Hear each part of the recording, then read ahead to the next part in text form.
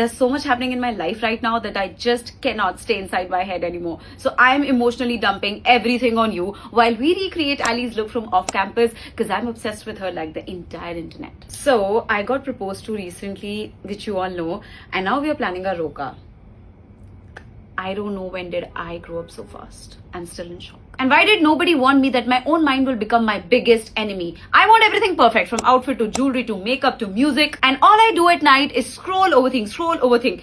I'm in a loop. And I know you must be thinking, roka to choti ceremony hota hai. I know I wanted a small intimate roka, but it's not possible with Indian families, you know. You invite one person and suddenly the entire khandan is on your list. आप किसी को बुलाओ, किसी को बुरा लग जाएगा, आपको सबका ध्यान रखना पड़ेगा.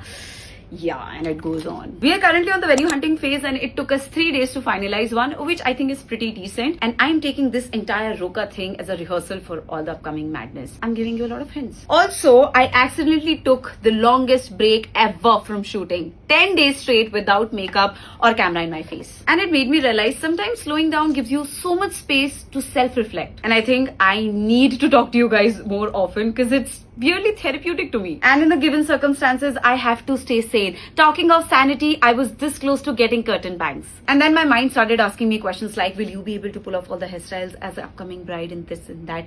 And I dropped the idea completely. And now Ali's hairstyle is trending and I want bangs so bad. And finally, the question that has taken over my DMs, girl, when are you giving us the deets of your ring? It's a 3.6 champagne diamond pear cut VVS one. The private jet, the yacht, everything was a surprise except for my ring because I wanted this to be perfect and I love it. The makeup is done, but we all know this look is nothing without the hair.